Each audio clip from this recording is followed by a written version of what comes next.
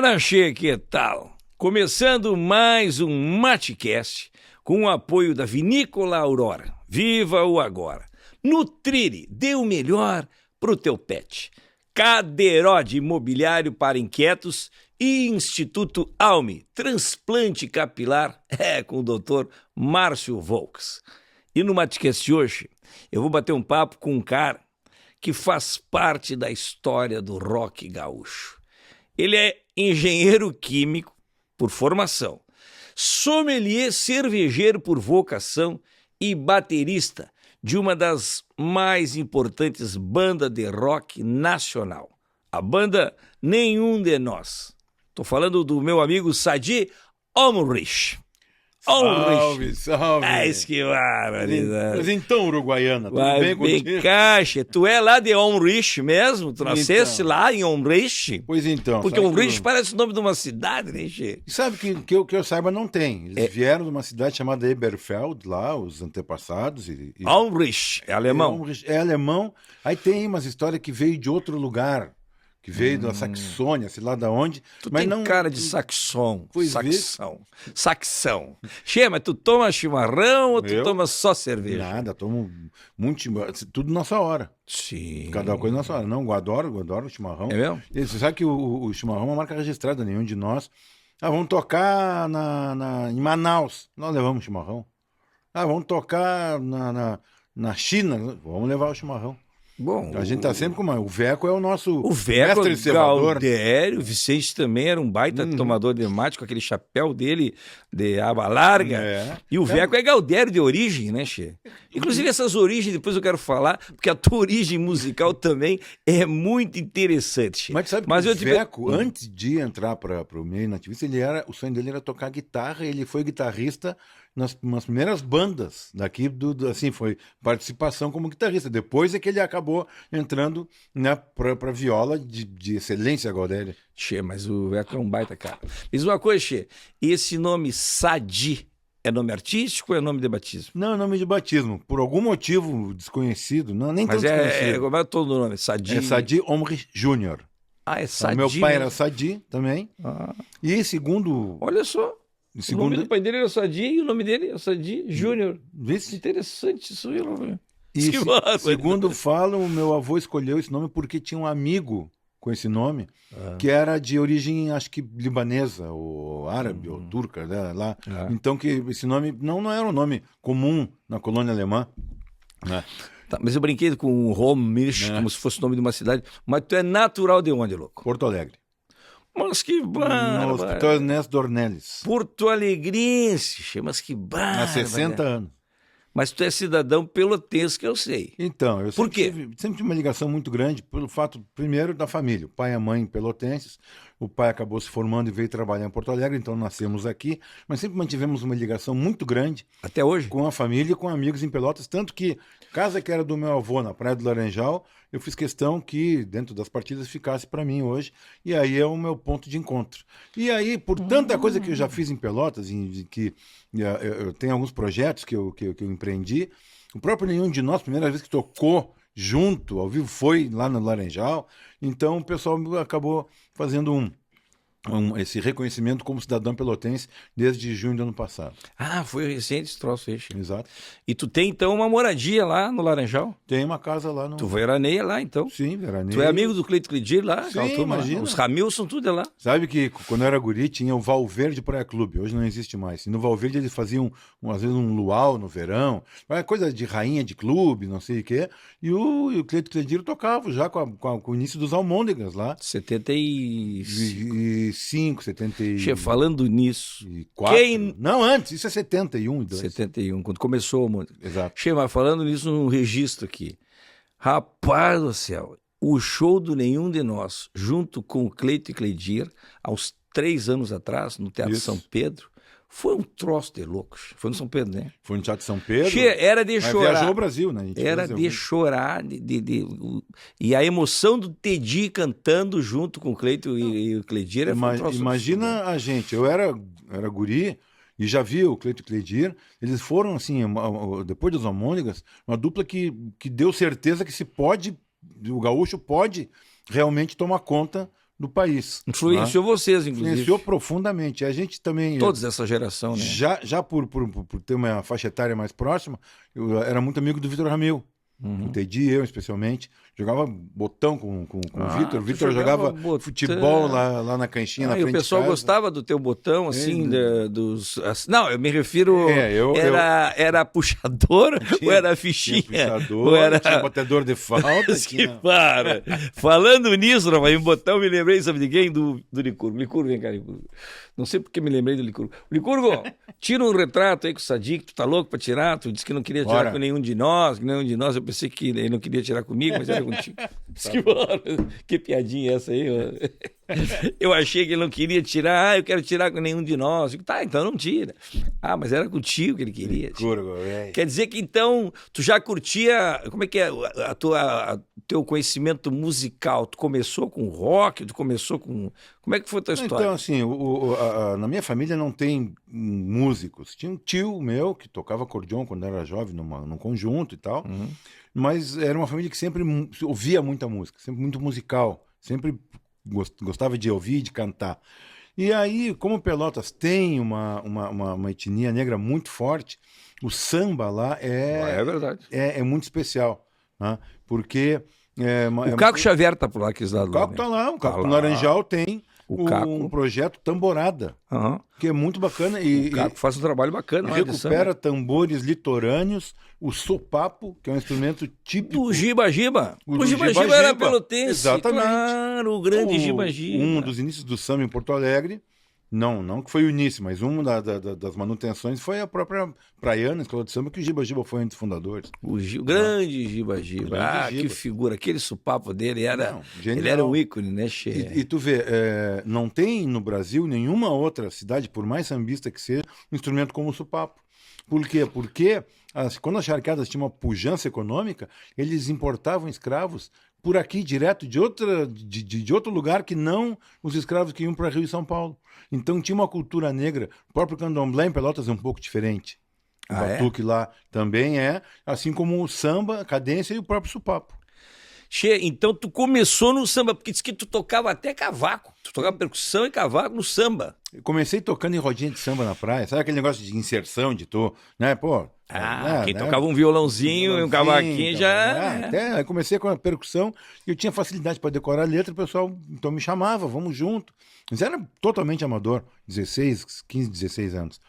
E aí eu vi que percussão, né, pegava com facilidade os instrumentos, de certa forma dou uma mentida, né, em tudo que é instrumento de percussão. E aí digo, não, deixa eu ver esse cavaquinho. Aí fui pro cavaquinho, aprendi um pouco, muito mais percussivo. Tu tocava...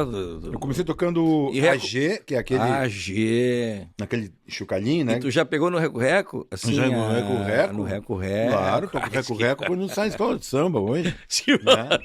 A gente chamava de cubano, que hoje chamam meio de tantã. Cubano. Pandeiro, cuíca, surdo, saía só em escola de samba. Mudo. Mudo. Escola de samba em Pelotas é Ramiro Barcelos, né? Tia, mas me conta, e o cavaco? Tu tocava cavaco? Eu tocava cavaquinho. Quando tu conheceu, como é que foi esse começo da banda? Como é que foi que nasceu isso aí? Então, é tudo ao mesmo tempo agora, porque eu conheci o Carlão, guitarrista do Nenhum de Nós, no primeiro ano primário, primeiro ano do fundamental. Porto Alegre. 1970, em Porto Alegre, no La Salle Dores. Na quinta série, o Teddy entrou para esse colégio. Então a gente se conhecia e já o Teddy começou a tocar um violão, o Carlão tocava já também alguma coisa e eu ainda estava meio, né? Isso com 11 anos de idade. Exatamente. Aí... Tocar com 11 anos já tocar violão? Já, o Carlão começou bem cedo, o irmão dele mais velho também tocava. E aí, quando eu vim dessa fase do samba, pintou essa coisa de percussão e eu sempre ouvi de tudo.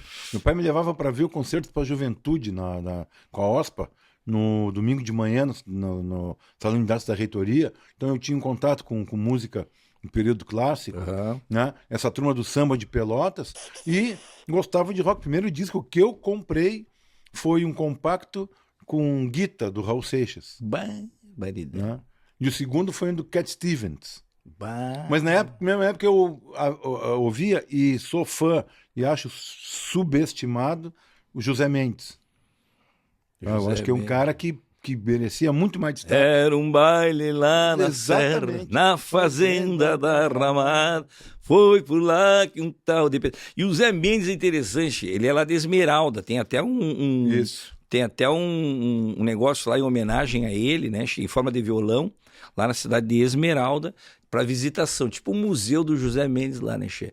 E o José Mendes, ele tinha uma pegada de humor fantástica. Né, Exato. Che? O próprio Para Pedro é... Não, e o Mulherzinha Incomodativa? Mulherzinha Incomodativa, não aperta Paris, Era não trouxa aperta. das orelhas, não podia usar brinco, pois ficou defeituosa na Revolução de 35.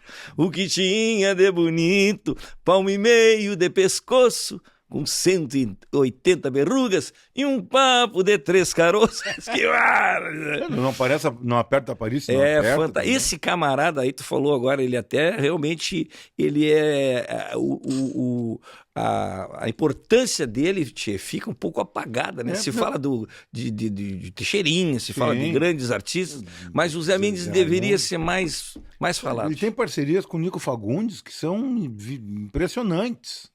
Bueno, mas vai lá. Andei. Por esse mundo andei. Olha aí, é louco. Tá, mas vem cá, e tu cantava também, não? Tu só tocava? Cantava. Cantava e canto. Seguido eu vou dar canja com a galera do samba. O que aconteceu? Aí, beleza. Começou o colégio, faculdade. Na faculdade comecei a brincar com esse negócio de cerveja. E aí começou... Já? Mas faculdade, nós estamos falando de 75? Eu entrei em 81. 80. 81 na faculdade. Ali tu já começou em a... 84. Mas ali nem tinha ainda esse negócio de artesanal, não tinha nada disso aí. Em 84, depois de uma visita aqui onde é o Total, em Porto Alegre, antiga cervejaria Continental, que era Brahma, né? Que já era da Brahma, mas era unidade Continental. Sim. Aí eu olhei aquilo, mas peraí, mas dá pra fazer em casa. Aí eu peguei umas panelas e fiz. Comecei a fazer em 84. 94, 2004... 40 anos. 40 anos, 40 anos fazendo cerveja. E tem lá no Laranjal o meu equipamentozinho que quando eu vou lá, às vezes eu faço. Tá, mas a banda surgiu, 84 começou a fazer cerveja. A gente já estava ensaiando nessa época, já estava começando, saindo junto, conversando de rock. 85... Você fazia o que na faculdade? O Carlão fazia arquitetura na URGS, o Tedinho engenharia civil na PUC e eu engenharia química na PUC. Você formaram? Eu me formei na engenharia. O Carlão largou arquitetura, se formou depois em marketing. O Veco se formou também, mas aí na Unicinos. E o Tedi não. O Tedi... Você foi pra música? Ficou como músico e, claro, poeta e escritor. Pô, o Tedi teve aqui com a gente. Sim. Tem, inclusive, quem quiser conhecer a história do Tedi, tem um matcast com ele aqui que ele conta toda a história. Né? O Tedi, ele tem livros, ele tem várias composições, né, Che? Tem palestra, um baita palestrante, uma palestra maravilhosa, que ele compara o andamento de uma empresa com o andamento de uma banda. É um negócio muito bacana. Tá, mas vai, vocês se conheceram, Parará, e a banda nasceu em 86, é isso? A gente considera, assim, que 5 de outubro de 86 foi a primeira vez que a gente se apresentou num espaço, num bar, aqui na Protase, lá em cima, no Bangalô, com o nome Nenhum de Nós. Por que esse nome? Nenhum de nós pegou o quartel. Esse nome é muito bom, né, Che? Nós não achava, que a gente teve que botar de uma hora para outra. Sempre a mesma história. Porque a gente ensaiava primeiro na casa, na garagem da namorada do Tedi. Aí depois nos expulsaram de lá, aquele varo de pedra, o portão. Aí a gente foi para um estúdio de um amigo que tinha um antigo cinema Miramar, tinha sido desativado e tinha um estúdio lá, nós ensaiamos um tempo lá. Daqui a pouco a gente ensaiou no outro conjunto, no Partenon, que era do grupo instrumental Raiz de Pedra. E aí... Raiz de Pedra, era a casa do Márcio, saxofonista. Márcio Tubino. Isso. Baita, cara. Márcio tá lá em Santa Catarina agora. Eles tiveram muito tempo em Viena. Exato, na todos, Áustria. Na Áustria, né, Che? Na Alemanha também. Passaram muito. O Ciro na Alemanha. Ciro tá até hoje. Ciro Trindade está até hoje tocando na orquestra da Bombardino. Bombardino. Ele é baixista aqui, né? Casou, grande Ciro. Deve estar vendo a gente aí. Ciro Trindade, um abraço. Márcio Tubino, um abraço. Pedrão Tagliani tá aqui, né? Tá aqui, o Pedrão voltou, tava aqui. O Marcelo Nadruz virou regente. O Marcelo Nadruz participou do nosso primeiro disco, primeira LP do Nenhum de Nós. Com piano. O piano e teclado. Aquele teclado que tem no fundinho de Camila é do Nadruz. Sério? Sério? Marcelo Nadruz. Isso é grande. Cachê, mas a banda era Nenhum de Nós Enxerga Bem? Como é que é? Porque Também, vocês não então, tinham, todo mundo que usava aí óculos. eu tava contando, a gente começou, aí eu comecei a tocar num bar, na Protásio, que eu tocava samba e tal, daí eu cheguei pro cara, olha, o rock nacional tá bombando, eu vou tocar bateria aqui, o cara vai, o Jairo Leandro, fez parte do Centelha até, eu acho, uma época. Ele tocava mais MPG e coisa, eu digo, não, cara, vamos pegar o rock nacional. MPG, pra quem não sabe, é música popular gaúcha. Exato. Né? Que é a Tem, nossa... tem até um disco, né? É que não seja não chega a ser Gaudério, mas também não é MPB. Assim, É um Almôndegas, é uma pegada de Almôndegas. Então, aí o cara emprestou o bar, minha bateria estava montada lá, o bangalô, o Sérgio emprestou, e aí tinha a chave, nós íamos de tarde, 2 ou 3 vezes por semana ensaiar lá. Porque o equipamento era bom, eu ajudava a montar equipamento e tal. E aí a gente ensaiando, daqui a pouco chegou o dono, vem cá, tia, vocês estão ensaiando aqui faz 6 meses, não vão tocar? Tu vai nos dar uma data, uma banda nova, desconhecida? Não, vocês trazem os amigos? Claro, vamos dar um jeito. E aí a gente marcou 5 de outubro de 36.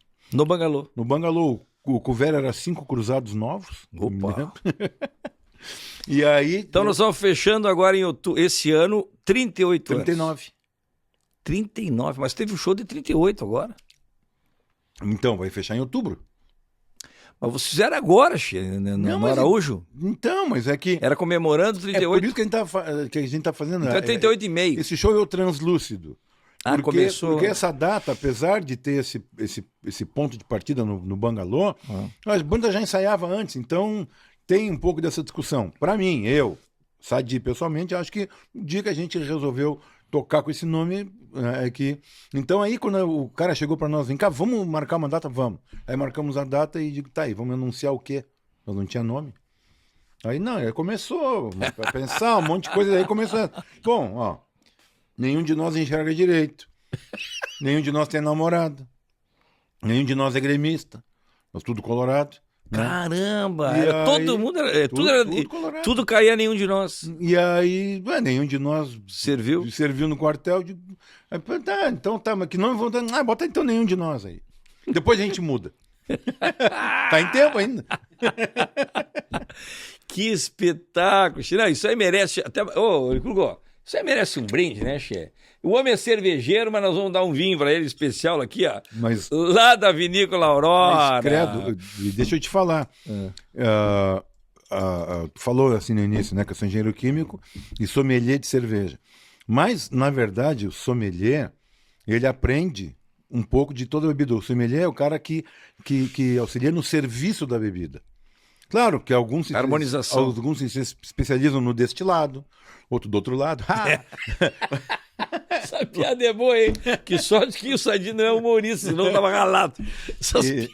E aí outros em vinho, vinho tranquilo ou vinho espumante, né? E outros se especializam em cerveja.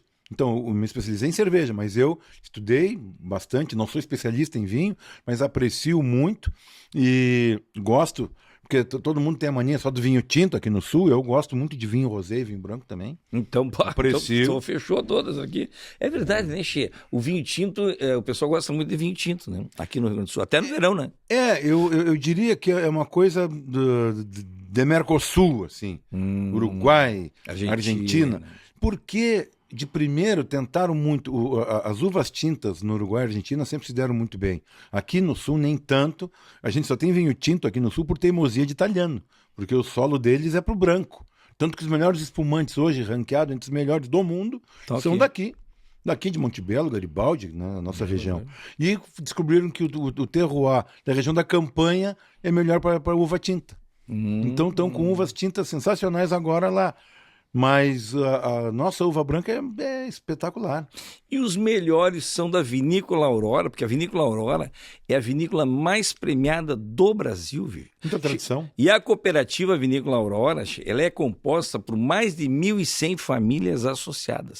Olha que espetáculo. São mais de 500 colaboradores Então, quer dizer, é muita gente envolvida para entregar esta qualidade aqui, viu, Chico? Movimento economia de Imagina. toda a região. E tu vai ganhar aqui, ó, de presente o branco, que é o colheita tardia, maravilhoso. Esse vinho, geralmente, com a colheita tardia, a uva, ela fica com um grau de açúcar muito alto.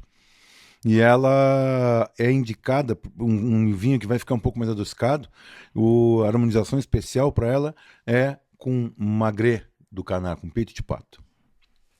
É louco de bom. Nada como falar. Não, desculpa, com foie gras.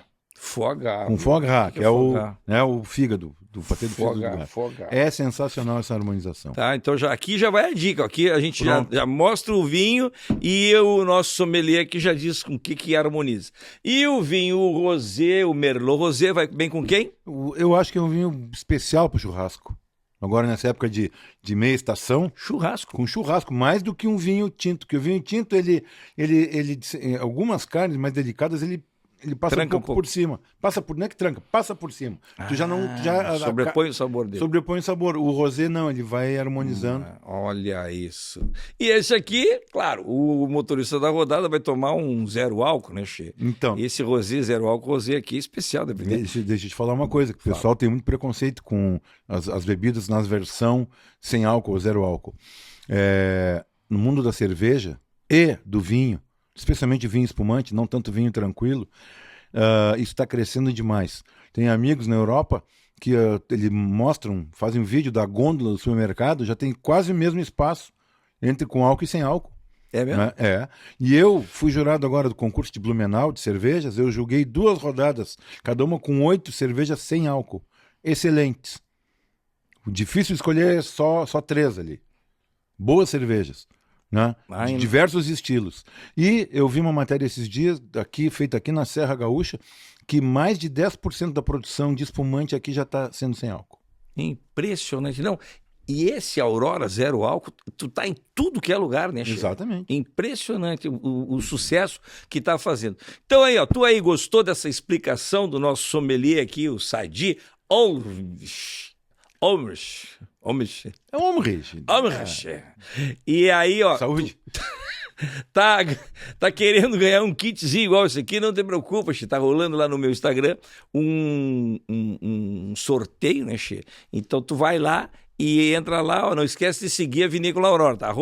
@Vinícola Aurora, porque Vinícola Aurora, viva o agora. Tu vai ganhar esses 3 aqui. Pronto. Licurgo, por mas favor. Então eu quero retribuir, então. Retribua. Quero retribuir. Sim. Se o Licurgo nos alcançar. Licurgo alcança. Como eu falei, essa minha história da cerveja, da banda e tudo, veio tudo junto ao mesmo tempo agora. Aí quando chegou nos 25 anos da banda e da canção Camila, uma cervejaria cujo dono é um baterista, muito fã da banda, né? Ele me perguntou, vem cá, podemos fazer uma homenagem para essa música que ultrapassou o tempo? Digo, olha, como assim? Não, quero fazer uma receita, que agora tinha na época chegado uns insumos, uma matéria-prima especial para fazer um estilo chamado Bohemian Pilsner. A gente conhece Pilsen, né? Tudo é Pilsen, cerveja aí. Sim. Uma grande parte é Pilsen. Mas ela teve uma origem, que foi na Boêmia, na cidade de Pilsen, por isso o nome. E aí eles reproduziram o mesmo malte do jeito que faziam em 1842, ano que foi, vamos dizer, inventada essa cerveja.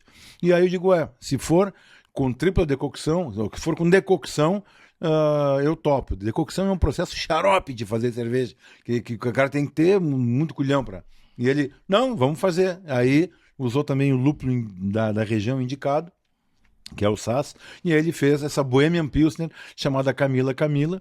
E como a música tem uma história de violência contra a mulher, tem um punho que é da resistência a isso aí. Então, essa cerveja aqui foi feita quando a banda fez 25 anos, então tá vendo que nós já vai fazer 15 anos, ela ia ser comemorativa uma edição só. Acabou ficando no mercado. Naquele ano ela ganhou a melhor Pilsen, a melhor... E continua no mercado? Continua no mercado. Onde é que busca isso aqui? Isso tem que ser pelo Bamberg Express. Bamberg é a cervejaria, que é de Votorantim, interior de São Paulo. E tem o Bamberg Express, que aí vai receber em casa a sua cerveja. E Camila, já que estamos falando dela, Foi o primeiro sucesso da banda Nenhum de Nós. Foi cartão de visita. 86. 87, que a gente começou em 86. Em outubro de 86 e 87. O disco foi gravado já em 87. Aí estourou. A primeira música estourou. Primeira música. Como é que é essa história aí? É fato real. É um fato real. O Teddy contou aqui, que é uma história aqui. A gente canta e não tem muita ideia. Depois, quando tu te dá conta, é uma história de abuso. De violência de gênero. Mas acontece uma coisa. Aquilo na época nos impactou. Mas se forem lembrar, não tinha muita voz para isso, lá em 80 e poucos. Né? O machismo estrutural era muito maior ainda do que hoje, e não se falava nisso aí. A mulherada mesmo que sofreu violência nem comentava, Deus o livre. E aí, tinha até vergonha às vezes. Exato. Por isso na música fala a vergonha do espelho naquelas marcas. Né? Eu que tinha medo até de suas mãos, e tinha medo até do seu olhar. Falando assim parece fácil, mas dentro do contexto da música as pessoas de modo geral não compreendiam.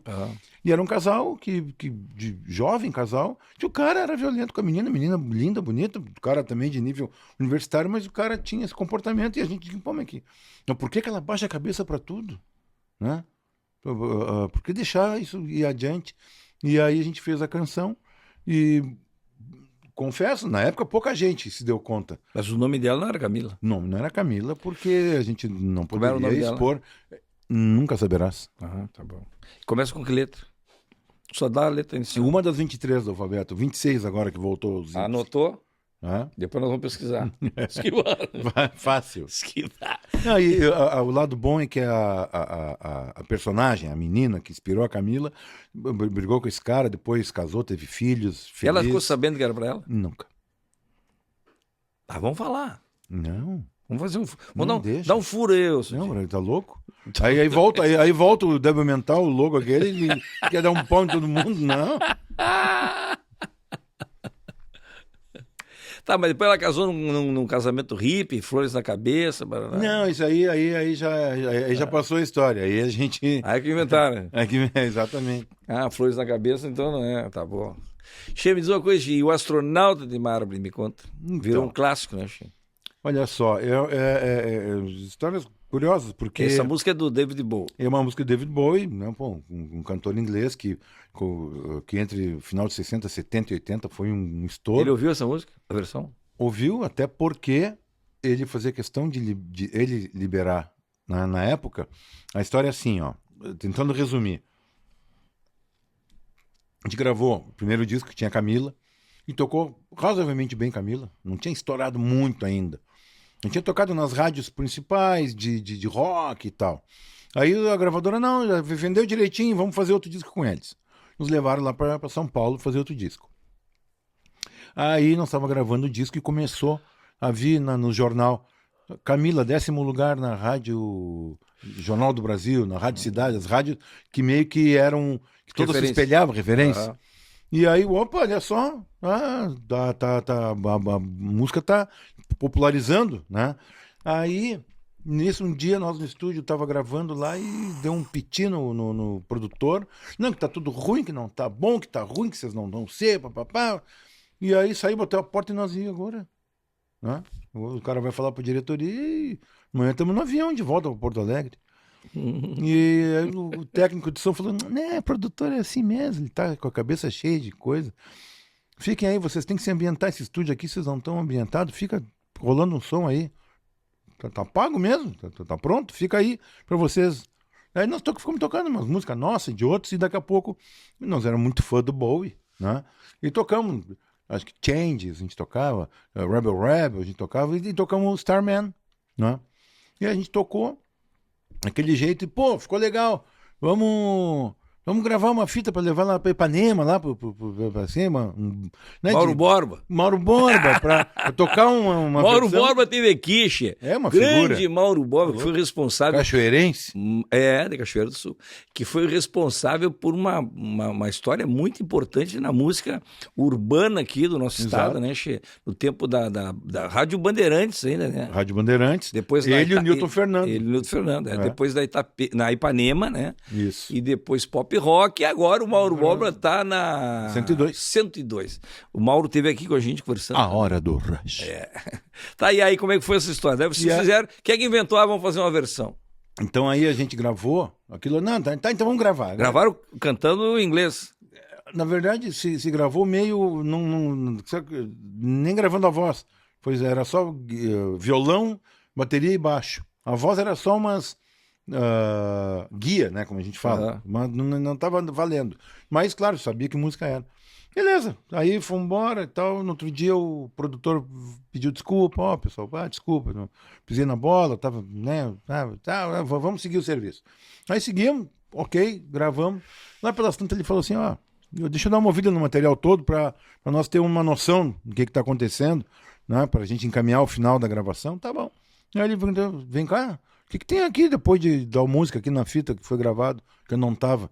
Foi aquele dia, tá? O que é isso? Não, isso aí é uma música do Bowie, não conhece? Pô, não lembrei. Aí a gente, essa música tá no disco. Essa música vai pro disco, tá? Ficou muito bom isso aqui. Vamos fazer uma versão? E nós, versão. Sério, foi assim? Versão é coisa para Renato e seus Blue Caps, do Fevers. Nós não queremos fazer versão, né? Em vez da gente pensar nas versões boas que existiam, nós pensamos logo nas ruins. E aí ele falou, não, vocês vão pro hotel e façam. Daí a gente grava a versão. Se vocês depois não gostarem, vai em inglês mesmo, que já tá no disco. Vamos começar a pedir a liberação. E assim foi. A gente fez a versão. A gente fez essa viagem, que não é uma tradução da letra, a gente fez uma outra parte da história do personagem do David Bowie. Porque tem a tradução, como é que tem? Tem aquele literal que tu... Tem versões que são, né, a tradução. Tradução literal. Mas tem a versão... Livre. Que aí tu inventa uma outra história. Mas a gente quis... o Bowie tem um personagem, que é Major Tom, que já tinha sido personagem em 2 músicas. Na nossa cabeça, nós estávamos fazendo a terceira parte da história. Aí, em português. Aí, quando ficou pronto, ok, ficou boa, vamos lá. Mandaram, porque a editora dele, né, a editora é quem registra a obra litero-musical. Dizia que ele pedia, que ele queria ouvir como é que tinha ficado e queria a tradução da letra. E levou 3 meses isso. E foi o tempo que deu da Camila chegar no primeiro lugar. Camila ficou em primeiro em tudo que é lugar. E aí não precisou correr com o segundo disco. Porque aí que a gente começou a viajar bastante no Brasil. Porque toca naquelas rádios que aí tocou em tudo que é lugar. Então foi 1 ano e meio, quase 2, tocando Camila. Primeiro nas rádios mais, né, segmentadas e depois tocou. E aí veio... Quando saiu o segundo disco, fizeram aquelas reuniões na gravadora com dono de distribuidor de disco, com dono de loja grande, que eles faziam e mostravam o disco, e vamos escolher as 5 prioridades. Quais as primeiras 5 que a gente tem que fazer para tocar? Agora escolheram as 5 e não tava Astronauta no meio. Não tava entre as 5 prioridades, não. E aí a primeira foi Eu Caminhava, e tocou bem, fizemos um programa de TV, tudo. Mas um cara, o Eduardo Andros, da Rádio Cidade, recebeu o disco todo e falou pros caras da gravadora, aqui, o problema é de vocês, eu vou tocar essa aqui que eu gostei. E começou a tocar Astronauta. E na época a Cidade do Rio tocava uma música, pronto. Astronauta tocava em AM, pra ter uma ideia. Que loucura. AM FM. Então aí sim, então tu somou a trajetória de Camila, que a gente quando fez sucesso começou aí no Globo de Ouro, no Faustão, né, no programa Livre. Então, Chacrinha, vocês pegaram, não? Chacrinha a gente não pegou porque ele ficou doente. Paulo Silvino apresentou, ficou uma coisa que marcou umas 2, 3 vezes e acabou desmarcando. Mas no Bolinha nós fomos. Raul Gil nós fomos. A melodia. Ele que vem lá do... E aí a gente teve, guri, num espaço de 9 meses, 130 shows. Meu Deus. Ficamos na capa da gaita. É verdade. Mas foi onde o nome do nenhum de nós. Tá, em 91 foram pro Rock in Rio. E aí, me conta. Logo em seguidinho, certo? Uns piá. Exato. A gente aí Rock in Rio, o início do Rock in Rio tava bombando a galera. E nós tava lançando o terceiro disco, chamado Estranho, porque a gente queria fincar mais pé na nossa sonoridade. No disco que tem a Sonora de Mármore, tem uma canção chamada Fuga, que tem a participação do Borghetinho. Tá? Uma bela participação do Borghetti, mas era numa música só. Mas vocês tinham a gaita do Vicente, né? Não, ainda não tinha, Vicente. Ah, não tinha? O primeiro e o segundo disco era trio. O Carlão... Nem o Veco? Não, o Veco entrou depois no terceiro em diante. Ah, começou tu, o Carlão e o Tedi só. Porque quando o Veco quando o Borghetinho foi gravar conosco, O Veco tocava com ele? Exato, o Veco foi junto, porque nós conhecíamos o Veco do colégio. Sim, claro. Aí foi junto O Veco era e tal. da banda do Borghetti. Exato. Ué, viajou, foi Sim. tudo. Aquele Era, disco, o violeiro instrumental acho que mais vendido que teve. Sim, 85, o disco 85. do Milonga para as Missões. Exato. O Veco tá junto. E aí a gente, falamos com o Veco e tal, daí o do Veco tava tocando com o Borghetti, foi tocar com o Borges, né, um tempo, e nós chamamos ele e veio. Aí a gente tava querendo dar esse sotaque já, o violão do Veco já vinha com o sotaque carregado, e aí, vamos convidar o Luiz Carlos Borges. O Luiz Carlos Borges, no Disco Estranho, gravou 5 faixas. O Borges. Ou 6. Grande figura. E foi um troço, uma relação que se criou ali, bárbara. E como óbvio, o Borges não ia poder nos acompanhar depois, aí que o Veco falou, tem um guri de São Gabriel que desponta nos festivais, e ele... Nossa, ele participava direto dos festivais. E aí chamamos o Vicente e ele, na hora, se veio. E aí colocamos um teclado e um piano na mão dele, descobrimos que ele tinha feito 9 anos de conservatório de piano. Digo, então vai. Sim, falando em gaita, o show acústico de vocês no Teatro São Pedro foi também um marco, né? Foi. Isso foi, o primeiro foi em 95. Porque tu falou, só terminando a história do Rock in Rio. Né? Como a gente estava no início da turnê do Estranho, a gente já quis levar o time um conceito sonoro completo. Acho que o segundo ou terceiro show do João Vicente conosco, como já convidado, foi no Rock in Rio. E o gaiteiro, ele disse, imagina, nós tudo, guri e tal. Ele é acostumado nos festivais aqui no Rio Grande do Sul, no interior, agora me vai pro Rock in Rio. Sai da coxilha e vai pro... E aí o João Vicente, de costa pro público, me olhando, tocando, eu digo, é pra lá?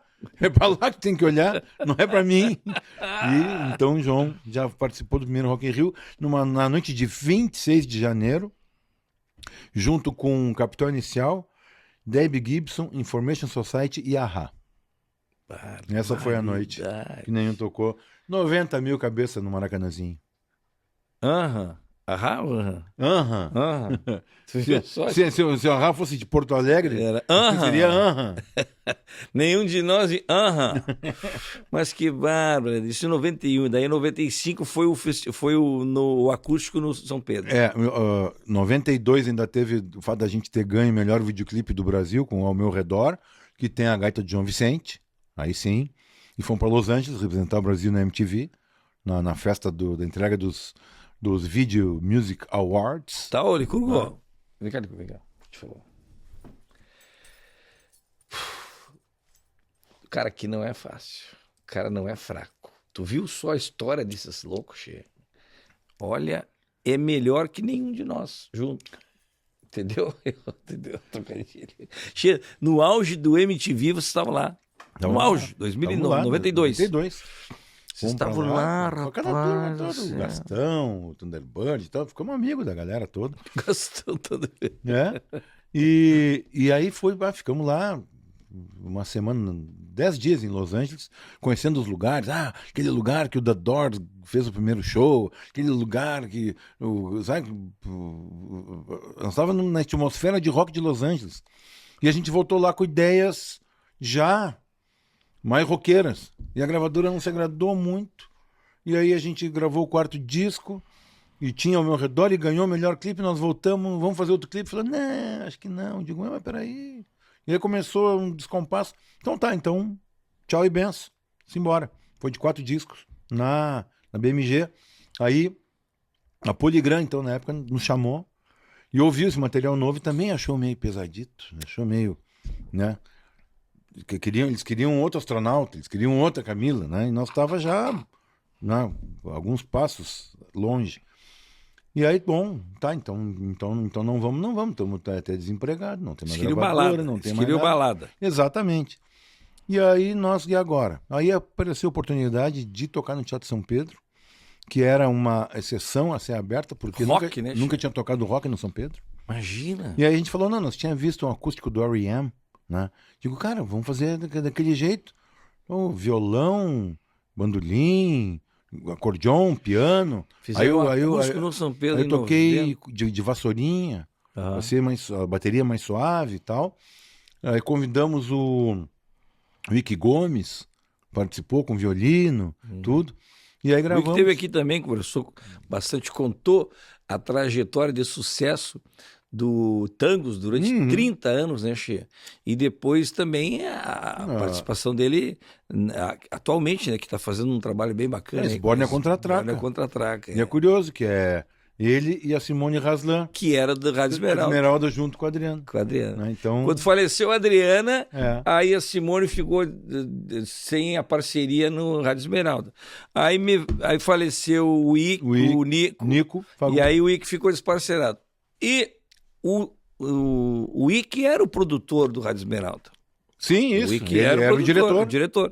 E aí juntaram, e agora estão fazendo sucesso aí. Cláudio Levitan tá junto também, né? Levitan tá junto, e às vezes sempre o Pezão. Teve, né? O Pezão também às vezes tá junto. O Pezão, eu vou te falar, cara. O Pezão é o dinossauro, né, Che?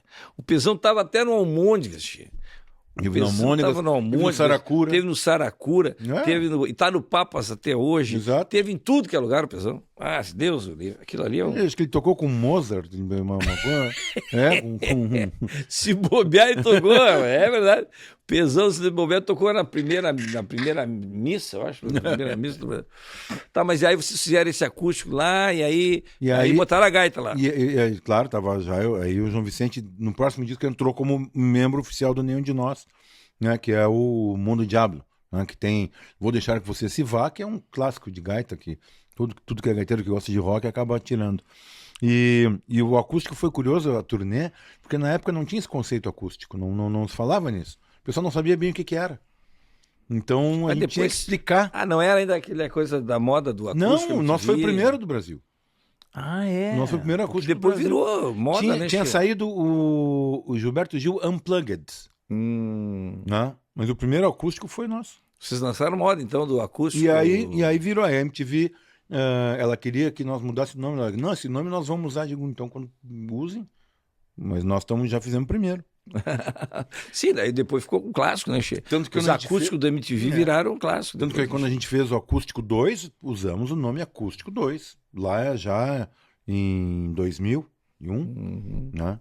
Porque... Olha só, os caras, além de tudo, eles ainda inventam moda, né, Che? Eles são os pioneiros, faz parte da história, Che. Então, olhando para a trajetória, assim, parece meio que começou há pouco, mas tem cozido. A história Tu faz parte da história do Teatro São Pedro, né, Che? Sim. E do rock nacional. Agora, no Teatro São Pedro, eu me orgulho também, Che, de ter estreado no Teatro São Pedro em 2011, já agora, né? As temporadas lá, fechava o comércio. É verdade. E aí eu tenho o orgulho também de ter levado um personagem Gaudério, né, Che, de humor, para o Teatro São Pedro. Foi uma coisa também muito interessante. Bueno, a mesma coisa, Che. Eu vou ter...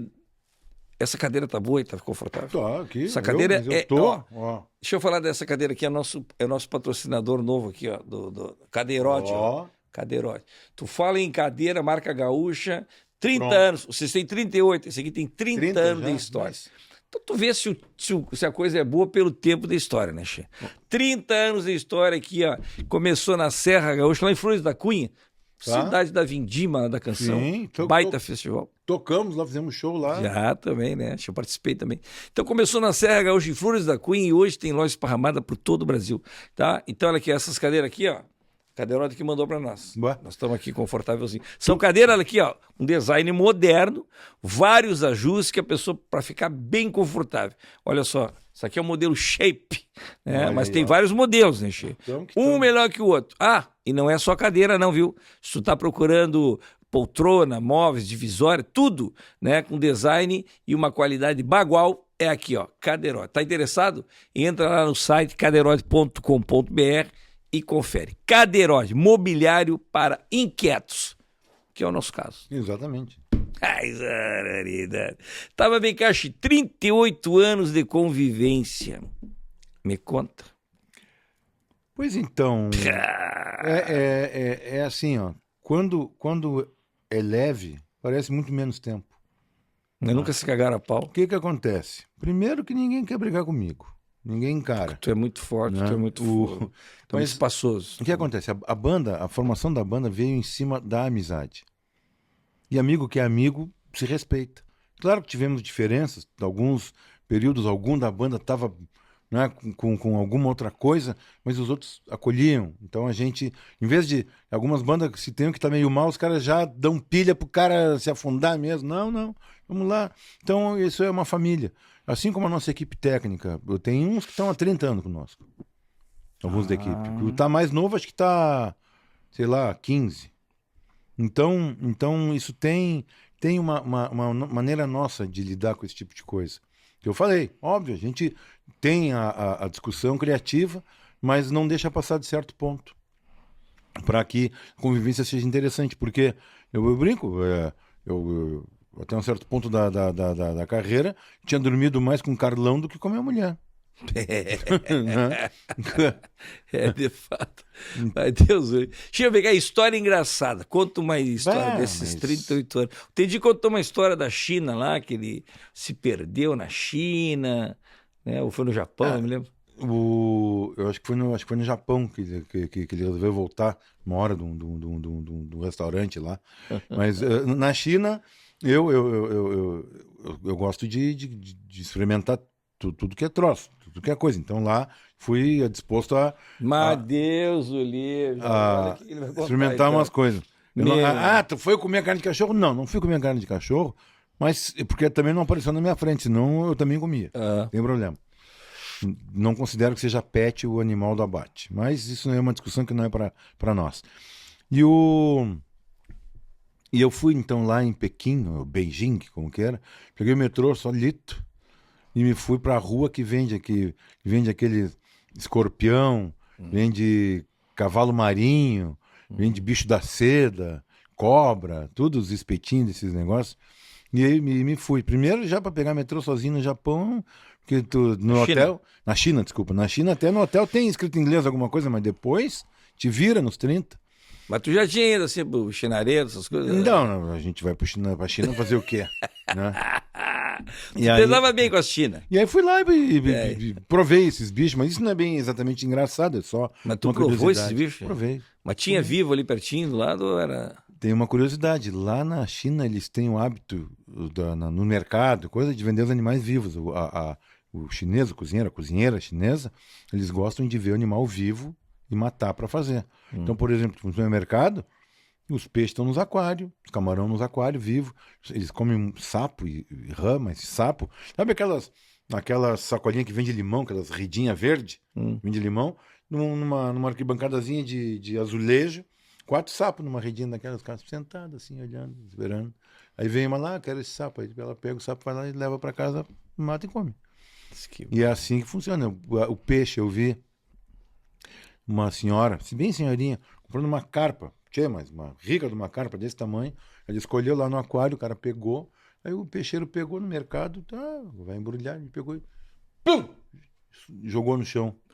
Mas tirou no chão, não deixou cair. Eu digo, aí pegou de novo, deu 3 tombos no peixe. Eu perguntei pro intérprete, vem cá, por que fazer um negócio desse? Não, porque ele vai botar na sacola até a senhora chegar em casa para ele não ficar se mexendo muito. E dar uma tonteada no peixe. Senão... Esse troço é outra cultura, totalmente diferente. Eles não têm muita noção de fila lá. Eu tava comprando passe pro metrô e eu tava, claro, tentando entender direitinho para não fazer errado. Eu tava no meio do caminho, entrava um chinês na minha frente, pequenininho, baixinho, pum, pegava o dele e me embora. Sabe? É muito, muito diferente. Mas tem história. Agora teve no Japão uma história também que acabou ficando engraçado, que, claro, nós somos tudo meio sessentão, né? Aí a gente tava lá e fomos, entre uma viagem de uma cidade para outra, fomos no Monte Fuji. Isso agora há pouco tempo? Agora, faz um ano, vai fazer um ano agora em abril. E, o Monte Fuji é um símbolo, né? que tem tem muita fantasia, espiritualidade e tudo. Então a gente foi no Monte Fuji, até o dia não estava muito bonito, não se via bem, mas o cara, não, vamos indo. Aí tu tem 5 estações que tu sobe de carro, depois dali para cima só a pé com guia, com coisa, não é liberado a Bangu. Nós fomos até onde deu ali, e ali tinha um santuário, bonito, bacana, tinha lá um restaurante, uma loja de souvenir, é claro, mas o lugar é impressionante, começou a abrir o céu, não é? O troço ficou mas lindo demais. E, eu vou confidenciar aqui também, a gente tinha... Fumado uma maconha. Não. Vou confidenciar. Comeram uma maçã. Imagina maçã Fuji. Imagina se parar a fumar maconha no Japão. Não, é bem mais... light. Não, bem mais light, mas é bem mais profundo que isso. O João Vicente tinha uma ligação muito grande com a cultura oriental. Ele era mestre do espaço Niten, que é um nível quase de samurai, né? Ele fazia instrução, aquela luta com espada, né? João Vicente? João Vicente, né? Ele era um sensei nesse tipo de kenjutsu, que chama o nome da arte marcial. E então a gente pegou com a Carla, viúva dele, pegamos as cinzas do João e levamos para o Japão. Já que ele gostava tanto do Japão. Foi o ano passado que vocês fizeram isso? Fizemos ano passado, ele faleceu em março, não foi em abril. Levamos uma parte das cinzas e achamos um santuário lá no Monte Fuji e lá deixamos as cinzas dele numa espécie de cemitério de cinza. Que baita memória, né? Que vocês... Exato. Ele sempre estava muito conectado. Ele estava aprendendo a fazer aqueles ideogramas, ele tinha toda uma ligação com a cultura nipônica, né? Então foi... E aí... O João nos deixou em março do ano passado. Exatamente, fez um ano agora há pouco. Com 58 anos, 57? 58 anos. Exato. E aí, beleza, descemos, vamos embora, vamos seguir viagem. E aí paramos embaixo, olhamos, limpou o céu. Aí deu para tirar foto do monte todo, bonito, sempre aquele pico nevado, aquele negócio. Quem não conhece o Monte Fuji vai dar uma olhada. É do lado da cidade que tem as maçãs Fuji mesmo. As maçãs, viu? É do lado mesmo. E aí, tiramos foto, toda a banda, todo mundo. E os guris estavam indo pra van e eu tava apertado, fui fazer um xixi. E um dos caras lá tirou a foto. Monte Fuji, ia fazendo xixi de frente pro Monte Fuji. Aí tem um dos caras que estavam lá, que também é coisa de palestra, falou, eu vou usar isso nas minhas palestras. Isso é liberdade. Não tem. O cara, né? Daí eu complementei e digo, olha, uns chamam de liberdade, outros chamam de insolência. Não, um troço... Outros falam de bexiga... Eu chamo de diurético. Outros falam de bexiga frouxa. Bexiga frouxa, não teve... Vai ser capa do próximo disco, assim, então. Olha, já pensou aí? Tá louco. Aí vem os Yakuza, máfia japonesa. E já rolou treta com outras bandas, tipo Engenheiros do Havaí, essa proximidade, assim, essa época coisa, meio junto ainda. A imprensa fomentava. Tinha rivalidade? Não tinha rivalidade... pelo seguinte, curiosamente, apesar de ser contemporâneo, durante muitos anos a gente cruzou pouquíssimas vezes com o Engenheiros do Havaí na estrada. Eles faziam um show num lado e nós no outro, e era raro cruzar ou num programa de TV ou num show coletivo, então não tinha nem tempo de... E olha só, o Carlão tinha sido o fundador do Engenheiros do Havaí. O Carlão, que não tinha sido nenhum, foi o cara que juntou o Maltz, o Pitts e o Humberto. O Carlão era Foi o cara que juntou. Isso mesmo. Fez 2 shows e não quis mais, saiu. Teddy falou isso. Teddy contou. Então, se conhecia, mas a imprensa... Teve uma vez que o Humberto falou, tipo assim, que a gente começou a mandar com o Veco, ia tomar chimarrão e coisa, o Veco de bombacha, e o Humberto falou assim, tem banda que acha que para ser gaúcha tem que tomar chimarrão e vestir bombacha. Aí a imprensa... Mas o Humberto falava os troços, muito... Então, assim, eu nunca fui de fomentar esse tipo de coisa. A imprensa fazia, aí os fãs já tomavam partido, aquela coisa, mas da gente, algum dia ter torcido o nariz e feito vista grossa, não, nunca aconteceu nada. A gente, olha o nosso jeito, nós somos, né?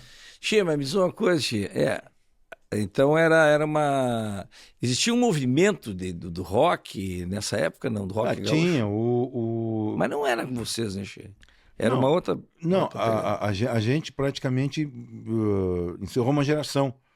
Foi a geração seguinte. Porque teve aqui nos anos 80, então a gente tinha um legado lá daquela galera do IAPI dos anos 60, 70. O que Alemão era o Bicho Ronaldo da teve. Seda. O Alemão Ronaldo né? teve aqui e contou a história. Exato. Então, depois disso, veio outra geração já dos 80, que tinha bandas assim, de várias vertentes. Tu tinha desde um Replicantes, que era punk rock, também.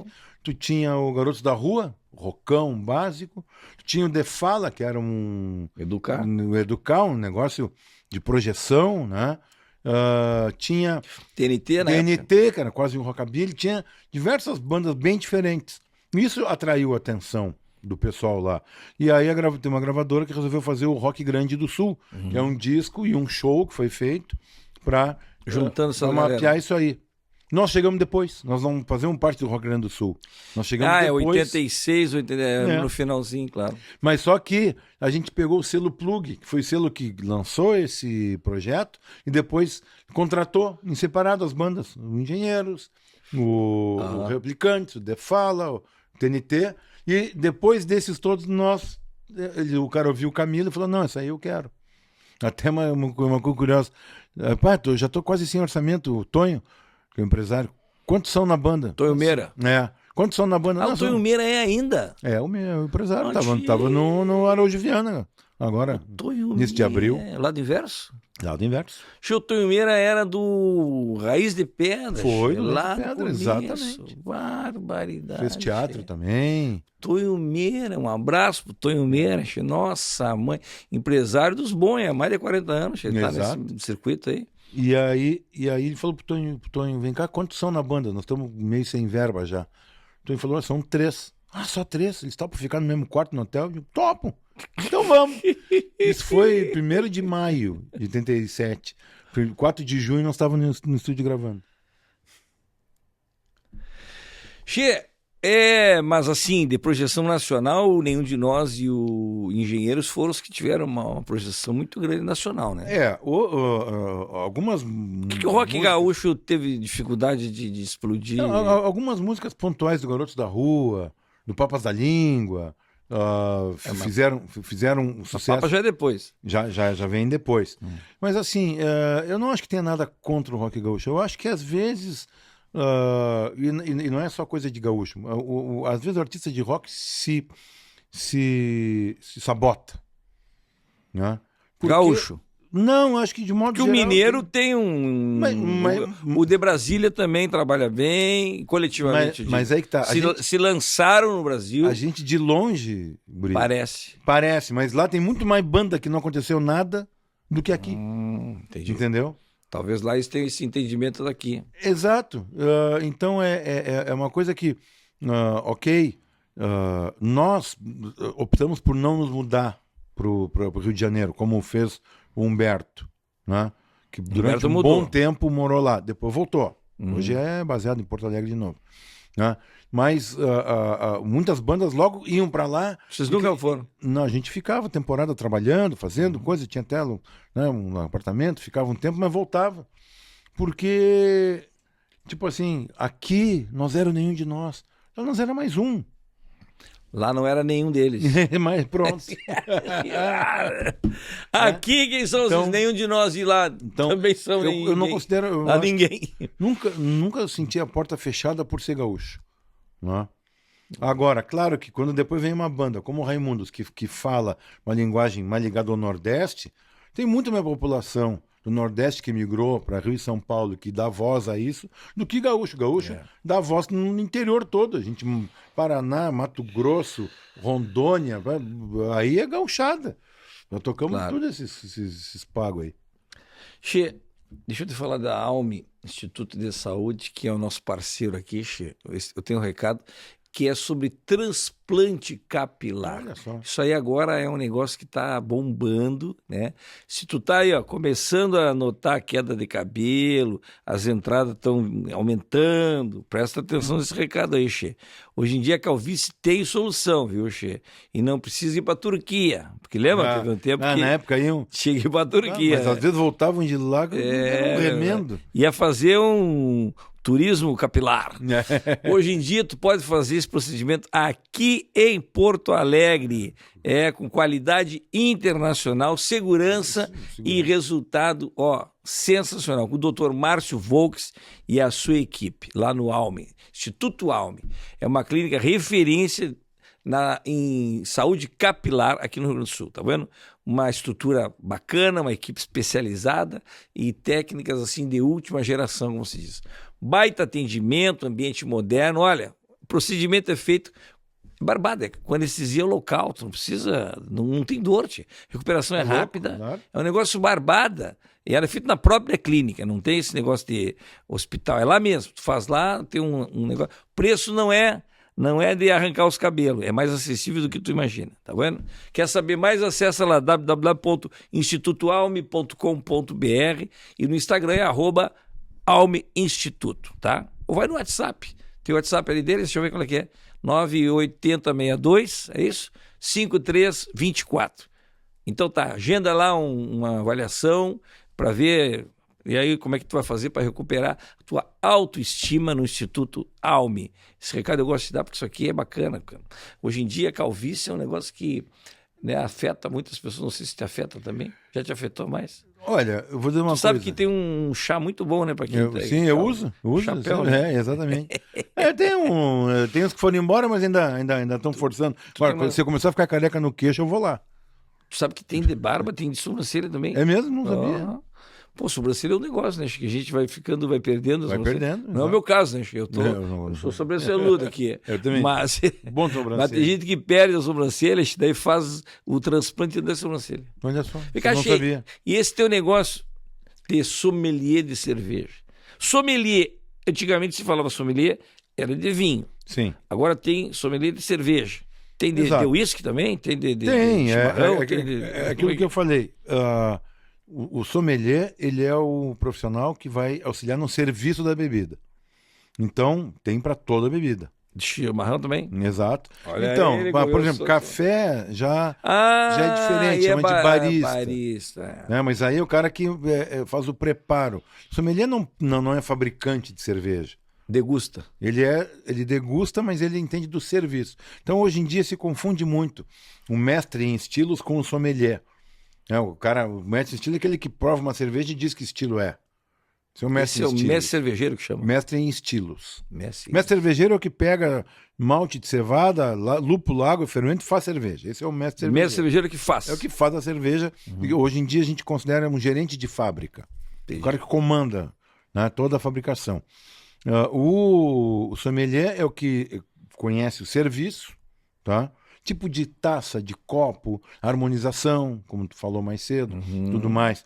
Né? O mestre em estilo é aquele que vai entender se aquela cerveja está dentro do estilo proposto. Alguns sommeliers têm também essa expertise, mas não é exatamente obrigado. E aí, como eu falei, eu fui pro lado da cerveja, tem uns que ficam no vinho, tem uns que vão pro uísque, conhaque, enfim.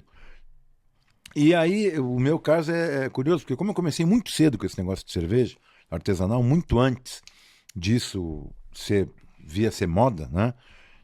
Porque esse processo todo começou em Porto Alegre, em 1996, com o Dado Beer.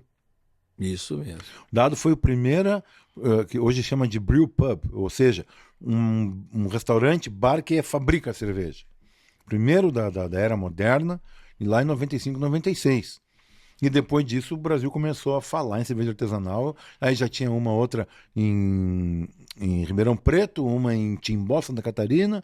Aí já começaram a proliferar em vários lugares do Brasil. E aí Eu já estava envolvido, até no dado eu participava de algumas braçagens, não que eu fizesse alguma coisa, mas eu acompanhava. Dado botou uma no Rio, inclusive, né, Che? São Paulo e Rio. São Paulo e Rio. Tá, então tu é mestre cervejeiro, porque tu começou lá fazendo cerveja lá. Aí é cervejeiro ali. Aí é cervejeiro caseiro. Cervejeiro caseiro é o que faz em casa. Por quê? Porque a cerveja que é feita em casa não é feita para comércio. É para tomar com os amigos.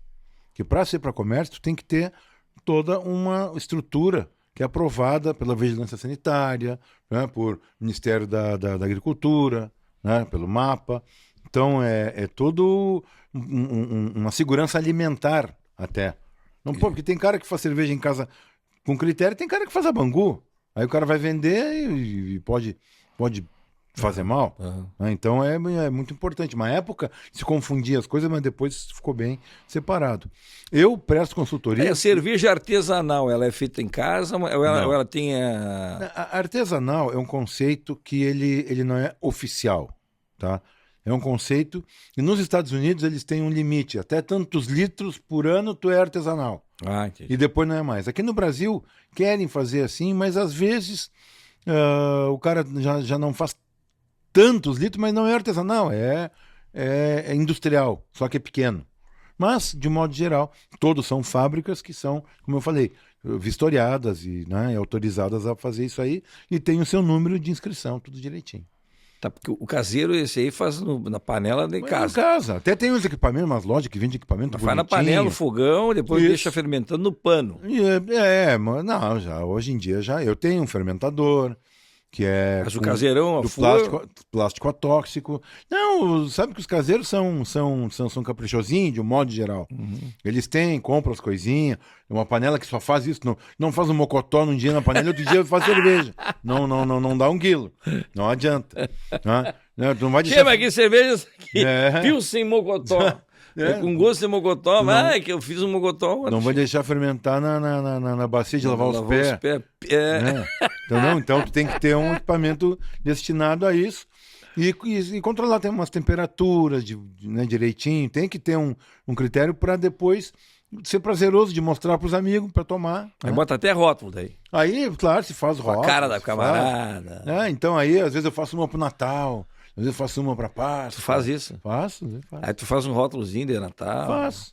Desejando Natal. Isso, que Natal. legal. Teve o Encontro da Família, a gente fez um rótulo do Encontro da Família. Né? Olha só. Essa daí é a brincadeira fica bonita. Que eu digo, ser cervejeiro caseiro, fazer cerveja, é uma delícia, é sensacional. Tu, né, convidar os amigos para tomar a tua cerveja. No momento que tu botou um CNPJ, meu velho, aí tu não é mais cervejeiro, tu é empresário. Aí tu tem que cuidar de vender o troço. Então, muito cervejeiro sonhador caiu na história de abrir uma cervejaria e ver que ele era bom em fazer cerveja e não em vender. Claro. Aí tem que fazer uma estrutura que leve isso adiante. Que tipo de cerveja que tem? São mais de 180 subestilos de cerveja. Então não precisa citar todos. Acho que eu não vou Mas conseguir. tem de trigo, tem umas diferentes, né? É assim, a gente pode dividir em algumas famílias, né? Por exemplo, todo mundo ouve falar em baixa fermentação e alta fermentação. Tá? Uma curiosidade, o fermento, esse, da alta e da baixa, é o mesmo fermento, que é o mesmo fermento do vinho e é o mesmo do pão. Se chama Saccharomyces cerevisiae. Tá? Deve ser russo. Latim. Saccharomyces cerevisiae. Nome científico. É uns bichinhos lá. Só que aí tem uma cepa que ela trabalha melhor em temperaturas mais altas, ou temperatura ambiente, pelos 20 graus. Né? Não é temperatura ambiente em Manaus. Temperatura ambiente 18, 20 graus. Tem umas cepas que se adaptam melhor a temperaturas um pouco mais baixas, de 7 a 10. E o produto que elas dão é diferente. Então, a cerveja mais limpa, essa que a gente toma com mais facilidade, é de baixa fermentação. Aí tu tem a de alta fermentação, que ela é mais frutada.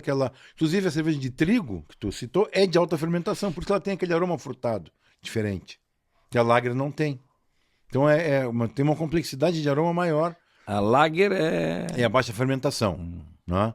Que é a Pilsen, a Bock, a Dunkel, a Munich. Essas cervejas são de... E a IPA, essa aqui? A IPA é de alta fermentação. É da escola, da faculdade lá, não? Pois então. E tem a... O que é a IPA? É de baixa fermentação? É uma alta fermentação. India Pale Ale. É uma cerveja que é procedência britânica, né? Então, lá na Inglaterra, eles só faziam ale, só faziam alta fermentação. Na Bélgica também. Tu toma cerveja, tu é cego. Tá. Tu sabe exatamente o que é. Exatamente não. Mas eu posso entender qual é o estilo dela, né? Nessas famílias que eu falei de cerveja, falei as duas principais. Tem uma terceira, que é da cerveja de fermentação espontânea, que se usa muito na Bélgica e agora nos Estados Unidos. Que tu não bota esse Saccharomyces, esse bichinho, Isso que é é o bichinho, é o domesticado. lactobacilo, aquele lá que... Ele, na verdade, não é o lactobacillus. O lactobacillus Iogurte. já vai... Se usa na cerveja, mas para cerveja sour, ácida. Né? Já é outra categoria. Então, isso é uma levedura. Levedura é a mesma do pão. Eu, quando comecei a fazer cerveja, usava Fleischmann Royal, que é o que tinha. Não tinha aquele fermento que tem aquele que é o biológico, que Papão. chama. O biológico, não é o pozinho branco. Né? Então tem essa terceira, que é da fermentação espontânea, que tu não usa uma levedura domesticada e feita para isso. Tu deixa a natureza agir. E aí ela vai fazer ainda aromas mais loucos e mais acidez. Aí é uma cerveja que é difícil mais de tomar para quem já não é habituado, né? Mas existe. Por exemplo, eu fui jurado agora em Blumenau, que eu falei, né? Eu degustei vários estilos de cerveja e a gente, obviamente, como é que a gente degusta? Vem a cerveja, tu não sabe que estilo é esse tipo de degustação, porque tem 8 concorrentes do mesmo estilo. Eu quero saber qual é o melhor, né? Mas aí eu tenho um guia que me diz, esse estilo tem que ter isso, tem que ter aquilo, tem que ter aquilo outro, tem que ser D, E, F, G, H. E eu vou tomando de igual. Isso aqui tem o A ou B, mas não tem o F ou H. Tira 2 pontos, sabe? Tu vai avaliando até chegar nas melhores. Tá, mas tu lava a boca antes de Com tomar água e biscoito.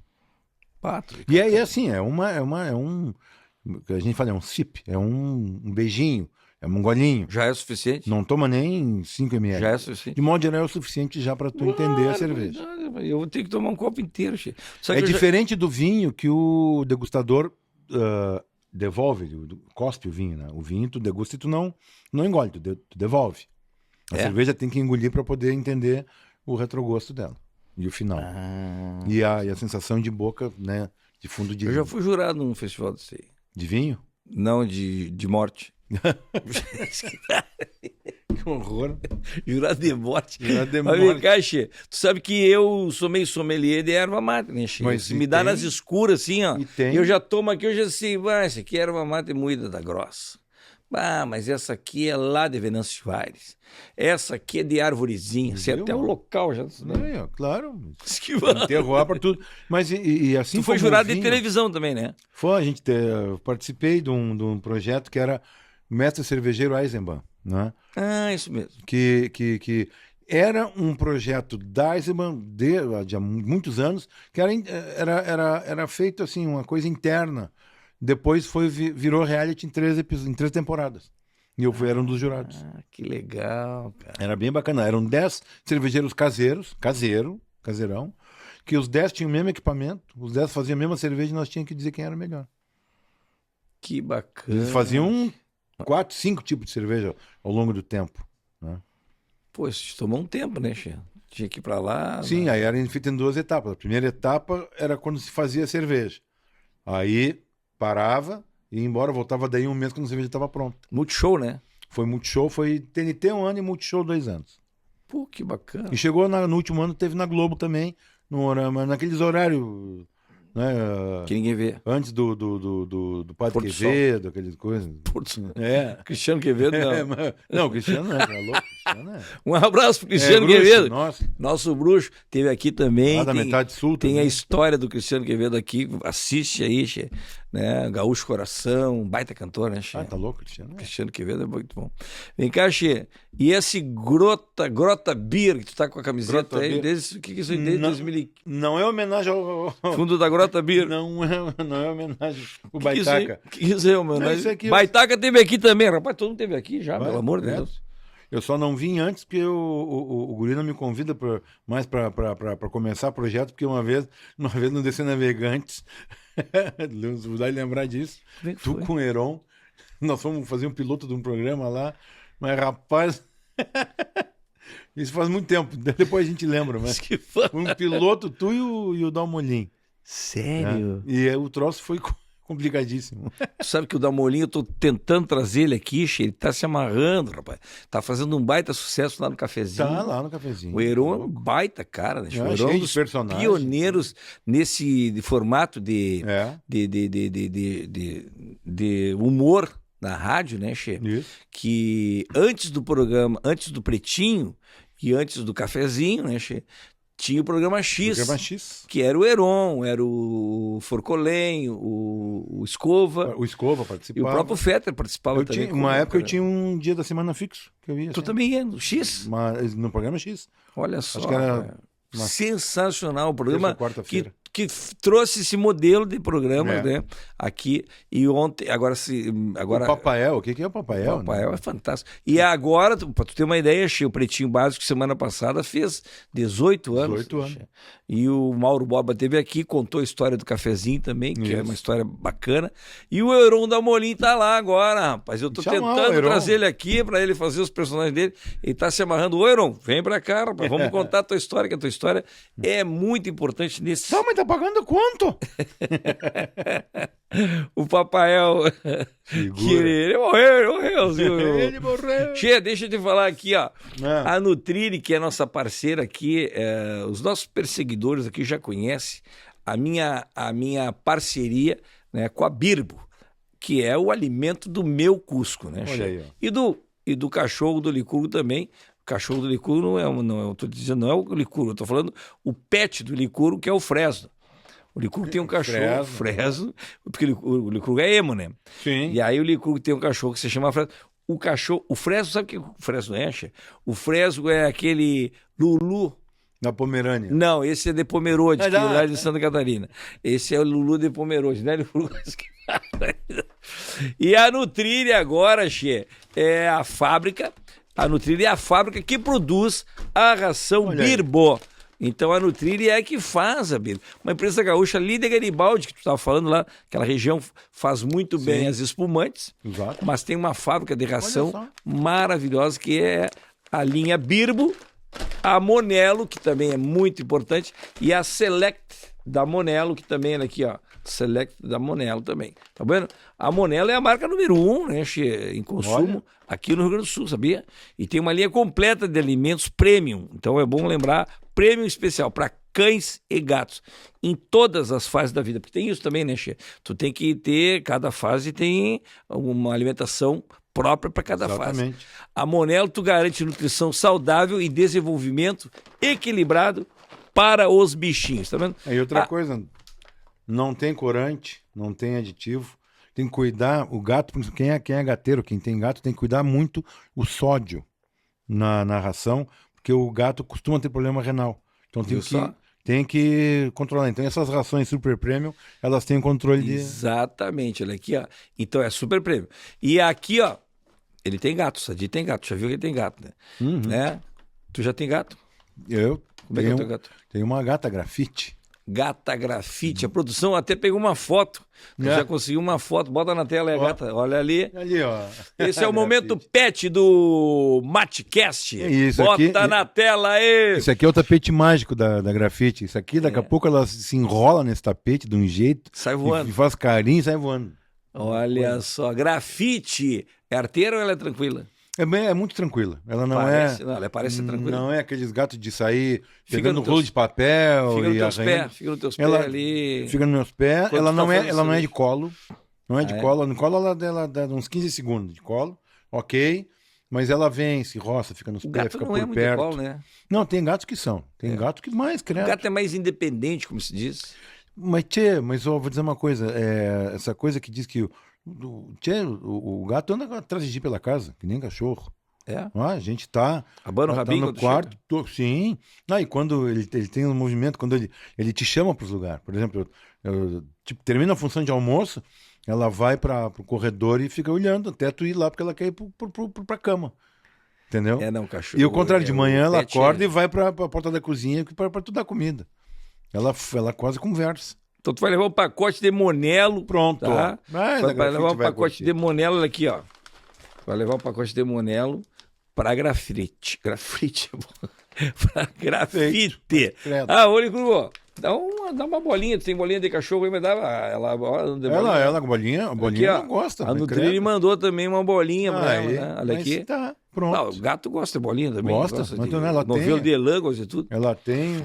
Então tá, olha aqui, ó. Então, depois vamos pegar os dados direitinho para mandar. A Nutrilli vai mandar especialmente para grafite. Mas Como é que é? Quantos anos ela tem? A grafite tem 8 anos. Tá vendo?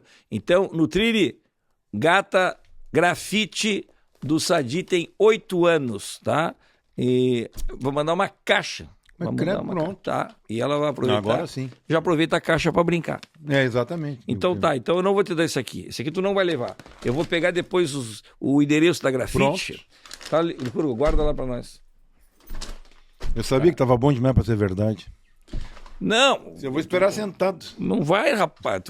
Depois tu registra a entrega lá e faz um vídeo pra nós. Aí eu faço. Aí nós vamos publicar aqui, tá bom? Segue lá no Instagram, @Nutrilli_oficial, @BirboPremium, né? @Monelo com 2 L's, _oficial, e também Select by Monelo, tá bom? É dica do guri, hein? Dê pro teu pet um alimento Nutrilli, que é o melhor. Mas, barbaridade. Fico feliz de falar da Nutrilli, Che, porque a Nutrilli é nossa parceira. Os nossos perseguidores sabem, né, Che? Eu tenho o meu Cusco lá, que ganhei ele pequenininho, rapaz. Hoje ele já tá grandito, né? Nós estamos com a Nutrilli já há quanto tempo, Licurgo? Já há mais de quase 4 anos, né? Que a gente faz há mais de 4 anos, Che, que a gente fala da Birbo, com muito prazer, com muita... E hoje, agora, no nosso Matcast, podendo trazer aqui, né, o pet do convidado. Todo mundo queria saber, o camarada tem cachorro, tem gato, tem não sei o quê. Vai aparecer uns negócios aqui, uns pets aqui, que eu vou te falar, né? Deve aparecer até calopsita, deve ser. E no dia da gravação aqui hoje, né, não sei que dia você está assistindo, mas hoje é o dia da proteção contra a violência contra animal doméstico. Tá vendo? Então tá. De maus tratos também. Então, é para chamar atenção. Inclusive tem um abril cor-de-rosa, abril laranja. Agora tem que ver aquele lacinho, que é para ter consciência. Se tu vê alguém judiando do animal na rua... Exatamente. Isso é um assunto que a gente até fez um vídeo agora recentemente com o nosso Cusco lá, falando sobre isso. Se tu vê maus tratos, cachorro preso numa corrente pequena no sol, sem água, acorrentado de qualquer jeito. Preso no carro. Preso. Denuncie, porque é crime, sabia? Pode denunciar, pode, não deve denunciar. Então fica a dica aí, hein? Assistiu alguma barbaridade desse jeito aí, pode denunciar, que é crime. Vem cá, Che, a banda continua bombando, continua na estrada. Vocês tocaram no Araújo agora esses dias aí, Che, casa cheia. Pô, Araújo tem 3.400 lugares lá. Pô, há 38 anos mantendo esse público, rapaz. Qual é a... Até foi uma coisa engraçada. Um amigo meu depois fez questão de falar que ele comprou literalmente os 2 últimos ingressos que tinha, que tem uma área bistrô e tal. Já tinha vendido tudo, as áreas laterais, tudo, e ele disse que conseguiu comprar os 2 últimos ingressos do Nós estamos falando do negócio. Do teatro Araújo Viana, que auditório. tem 3.400, 3.700. Eu já nem sei, acho que é de 700. 3.700, né? Sei Mas lá. só que com esses lateral vai quase 4 mil. Ah, liberaram Liberaram o lateral em pé. Ah, não, então vai 4 Lateral mil. em pé, é 4 mil. Um abraço pessoal do Opinião, que administra lá o Araújo Viana. Inclusive fora de série. o Alemão e o Cláudio estiveram aqui quando estavam completando agora 30 e tantos anos, né, de Opinião, 40 anos, sei lá. Quando eles completaram agora uma quantidade grande aí. Foi 40, acho que foi 40. 40, né? Sim, eu já te digo por quê. Porque o Alemão e o Magrão eram meus colegas na PUC também. E tinha um bar. Ah, eles Que são nem contemporâneos. Nem o outro do Bangalô, que também era, fazia engenharia e tinha um bar. Todo mundo pensando em uma segunda opção na vida. E o segundo show, o primeiro foi no Bangalô, o segundo foi no Opinião, no tempo que era na Joaquim Nabuco, quase com João Alfredo, que era embaixo de um prédio, duas garagens, assim. E lá foi nosso segundo show, que lá pelas tantas no show entrou a polícia. Eles contaram essa história aqui. Essa história e muitas outras histórias do Bar Opinião estão contadas aqui no Matcast, que o Magrão e o Alemão tiveram aqui contando essas histórias. É umas figuras. E tem história que, pelo amor de Deus, imagina nessa época toda, né? Quanta história que tem o Opinião. Hoje eles administram também o Araújo Viana e também o Teatro de Câmara, que agora é o... Teatro de Câmara. que Uma é- época tiveram com o Pepsi on Stage também. Estão ainda. Estão Estão ainda com o Pepsi on Stage. E eles ainda administram o Teatro Túlio Piva, né? Que é o Isso. teatro lá na República. Então imagina, Che, a agenda para todas essas casas de espetáculo, administrar isso aí, e sem contar que a Opinião Produtora ainda trabalha e fora disso aí também, Fora né? de tudo, né? Tchê, é um trabalhão louco, né? Impressionante. Vem cá, Che, subir no Araújo Viana, dá frio na barriga ainda depois de 38 anos? Dá. Então tem que ter muito Dá. frio, tem que ser um frio muito forte, né? Dá Porque frio. essa Mas- barriga... Mas sabe o que é? Claro. É que... Você tá claro, rindo, Licuca? Eu não posso falar agora da minha barriga? Não posso... Olha, o Licuca tá apontando pra minha barriga, o que que tem, rapaz? Tô falando dele. Com o tempo a gente vai, obviamente, se prevenindo, se precavendo. Então a gente, mesmo com esses anos de estrada, a gente fez 2 semanas intensas de ensaio para esse show. Fizemos uma pré-estreia no Teatro da UX em Caxias, né, para chegar no Araújo Viana. Então, quando tu chega com muita segurança, né, tu obviamente que dá o frio na barriga, porque tu tá vendo aquela, sei lá, 3, 4 mil pessoas ali que foram para te ver, que nós não subimos na Araújo Viana desde 2017, eu acho, né? Bom. E Porto Alegre tinha, o ano passado a gente não fez Teatro São Pedro, a gente fez 2023, né? Foi o último show do João Vicente, né, com a gente, no Teatro São Pedro. Então, claro que a gente, né, eu me preparei, eu fiz durante o último mês aula de bateria, pra... Tchê, olha só o que é. Por isso que a banda dura 38 anos com sucesso, né, Tchê? Porque a gente Os na caras estrada, são comprometidos com o trabalho. sabe que na estrada a gente vai pegando uns vícios, umas coisas que, né? E aí daqui a pouco tem um professor que te faça uma clínica, te analisa, não, vamos melhorar essa mão aqui, vamos parar com esse braço aqui, vamos equilibrar, né? Então, até mando um abraço pro o professor Diego Sclier, que é um cara que morou em Nova York 30 anos, teve aula com os melhores bateristas do mundo, e hoje ele está em Porto Alegre aqui, ele é daqui, da família Sclier, Sim. né? E então um abraço para ele que tá sendo de grande valia. Vou seguir com as aulas. Mas que barba. Isso é profissionalismo, né, Che? Não é à toa que os caras estão há 38 anos fazendo sucesso, rapaz. Mas que barbaridade. Fica o camarim de vocês, tem trago, tem tragoléu, qual é que é? É assim, a Tem gente toalhas brancas bordadas, cada uma com um nome. a gente pede 180 toalhas cervejas próprias, cervejas autorais. brancas. A gente sabe que assim, Conta aí. Nosso camarim Segredo agora. Vamos pro segredo, vamos pro corte. Ele é tranquilo. Como é que funciona o camarim do nenhum de nós? Então, vamos começar pelas toalhas. A gente teve que botar em contrato o tamanho mínimo de toalha, porque às vezes chegavam umas toalhas que não era maior do que isso aqui. Umas toalhinhas de secar o saco, assim, no máximo, dependendo do saco. Né? E aí a gente teve que botar medida, mas só que a gente pede 10 toalhas, entendeu? Uma para cada um e uma para depois do show. Branca bordada com o nome. Branca. Mas tem lugar que às vezes o cara passa na loja, compra a que tem lugar que ele pega as de casa e já traz. Mas a gente também não tem encrespa. frescura. A gente pede alguma fruta, uma tabuinha de frio, algum pão, bolachinha, uma coisa para lambuzar, né, o pão. E a gente aprendeu com Paralamas, a gente tem um hábito, ó, fica a dica para a Aurora, Espumante. um espumante antes e um depois do show. Eu já sabia disso. Acho Né? muito bacana. Sempre brindamos Olha aí a o Aurora. momento. Tá aí, ó. Brindamos o A momento. Aurora brindar. Porque o espumante, ele é um brinde, né? Ele celebra, né? Ele tem essa coisa ainda. Desde o tempo de Piá, o espumante era aquela coisa de celebrar datas festivas, né? O estourar a Sim. rolha. Tinha Exato. esse... E E olha ainda é, né? Um momento de celebração com uma espumante é bacana, né? eu era pequeno, me lembro de ir nas visitas a Georges Aubert. Georges Aubert Georges Aubert. era uma empresa francesa, né? Que tinha vinho, mas espumantes muito bons. Já não existe mais aqui. E lá eles serviam espumante no café da manhã. Eles faziam uma baguete de 3 metros. Claro, para crianças não, era suco de uva. Mas para os adultos era espumante e perguntavam, mas por quê? Aí vinha lá o cônsul da França dizer que o espumante é a única bebida que pode ser tomada a qualquer hora do dia. E de fato, tem muitos hotéis que a gente tem vai espumante. que tem espumante, né? Exatamente. Né? Os que a gente frequenta não tem, né? E para depois do show, tem lá uma cervejinha, tem lá uns refrigerantes para depois do show. Cervejinha, qual é a cerveja que tu pede? A gente pede... tem algumas marcas para garantir a mão, né? Mas a gente pede sempre, se tiver uma cerveja local, para colocar a cerveja local.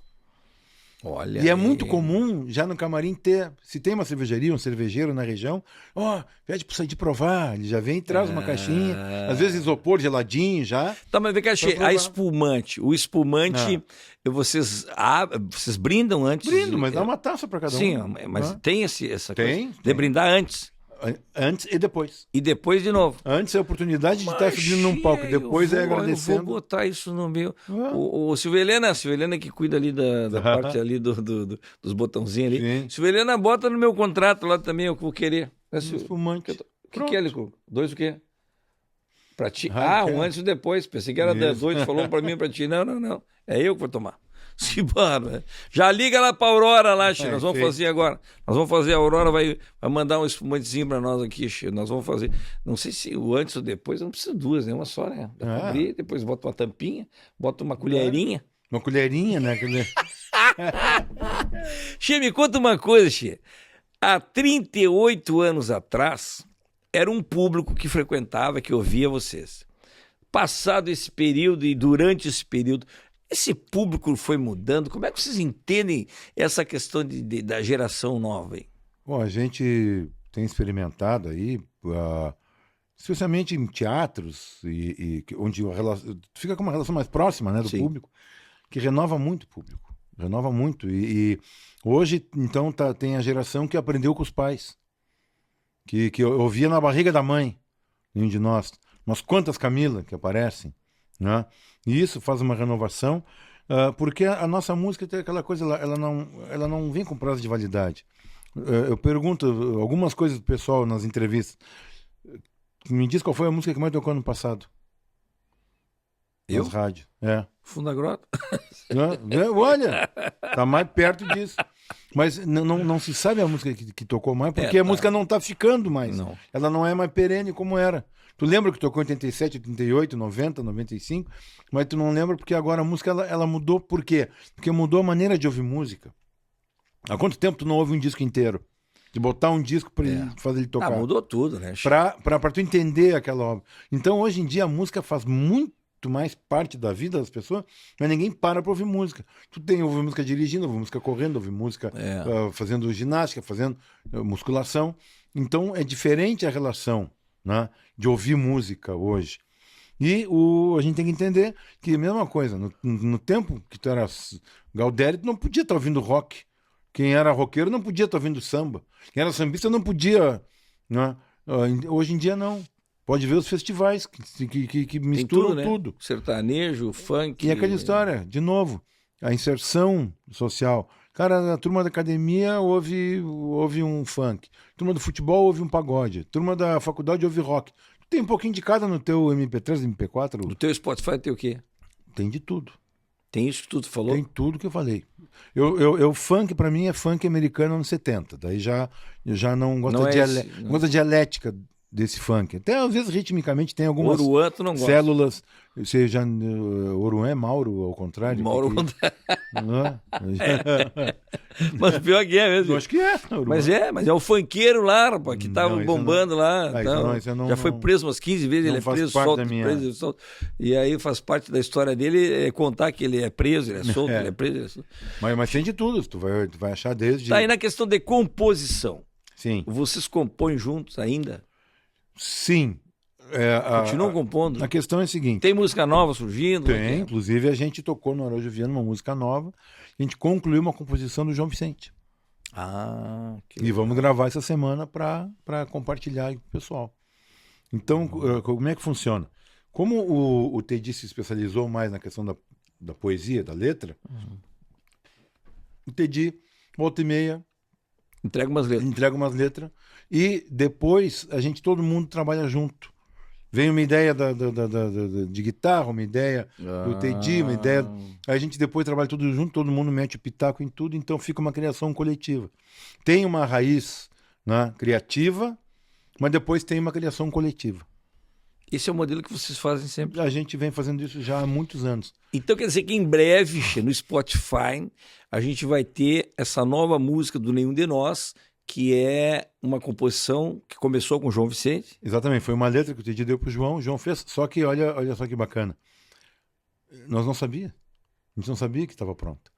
Só que para esse show do Araújo, um ano após, né, o passamento do João, a gente pediu pro produtor cineasta Cláudio Veríssimo, que acompanhou uma gravação nossa em Caxias, todos os dias, ele estava lá todos os dias filmando. Ele, Veríssimo, escolhe umas imagens do João, bacana, sim, imagem para cima e tal, né, da gente gravando, então aparece, pô, tá, tem no nosso perfil no Instagram, pode olhar lá, esse vídeo tá lindo, né? E ele começou a montar esse vídeo, beleza, daqui a pouco ele falou assim, ô, gurizada, achei uma coisa aqui, né, que ele pediu para eu gravar lá, e ele gravou, ele no piano tocando uma música.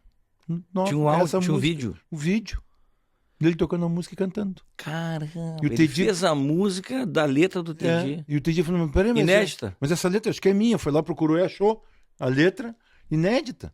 E depois o mesmo Cláudio achou ele tocando na guitarra. Porque, vamos dizer, na hora do estúdio que estava um fazendo uma outra coisa, o João chamou ele. Tá? O João estava lá fazendo e ele, pelo olhar de cineasta, resolveu apertar no clique, apertar no rec. Gravou. E olha só onde foi parar isso agora. Então vamos ter Minha Casa, o nome da canção. Minha Casa. É. Então, em seguidinho no Spotify, tudo do Nenhum tá no Spotify. Tudo no Spotify. A gente tá procurando agora uma canção que foi de um especial do Sport TV que a gente fez, que convidaram, que tinha um programa Tá Na Área. Era a Betty Guffman que apresentava. E convidava uma banda, e a banda ia pro estádio do seu time, né, os integrantes, né, do time e tal, convidava alguns jogadores e faziam um clipe. Vocês fizeram no Inter. Fizemos lá no Beira-Rio. Quem era o jogador na época? O jogador era o goleiro André, o Luiz Gustavo, o Arilson e a Duda. Duda Sterbe. Duda Sterbe. Que era do programa. A apresentadora do programa. Não, a Duda futebolista, que tinha primeira escola feminina. Ah, a Duda do futebol feminino do Inter. Não é Sperbe, a Duda é futebolista. Não, porque a Duda também é Sperbe colorada. É colorada e também metida nessas coisas aí. Mas temos que trazer a Duda aqui para conversar também, Xê. E a Duda tem muita história também bacana para contar. E a gente compôs uma música especial para esse... E isso, tu tava procurando isso aí? Chamada 90 Minutos. Não, a gente tem... A música se acha, tu vai colocar lá pelo Sport TV, pelo YouTube, tu até consegue escutar. Mas não tá no nosso Spotify, porque nós não temos... A gravação oficial dela não nos pertence. Isso ficou pro... Eu tenho disco, saí em disco do Sport TV. Quantos discos vocês têm, Xê? Nos 17.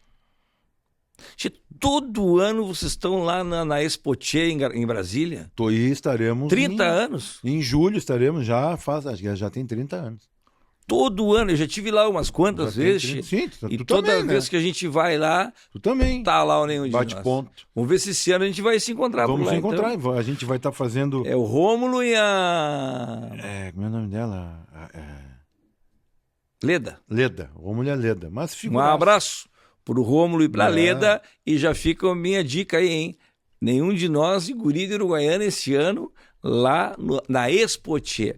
Impressionante. Nós já estamos agendando agora, te vira tu. Tu já tá agendado? Já estamos Todo agendando. ano vocês vão lá? Todo ano. Tem 30 anos, né? E esse ano vai ser bacana, a gente vai sair da Expoche e vamos fazer, vai ser numa quarta, e quinta e sexta a gente tem temporada no Teatro B32 em São Paulo, com esse show translúcido, esse show novo.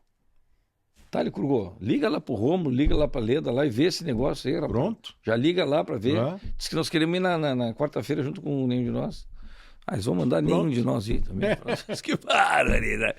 Che, olha, esse camarada aqui tem história, hein? Meu Deus do céu. Conversei aqui com o Sadi, né? Batera do Nenhum de Nós, engenheiro químico, cervejeiro. O que é mestre cervejeiro, sommelier cervejeiro? O mestre cervejeiro é um curso específico que eu não fiz. Eu sou um engenheiro químico especializado em cerveja. E eu sou sommelier, que estava dizendo, comecei muito cedo nisso. Então, o mesmo curso que eu fiz sommelier, eu dei aula.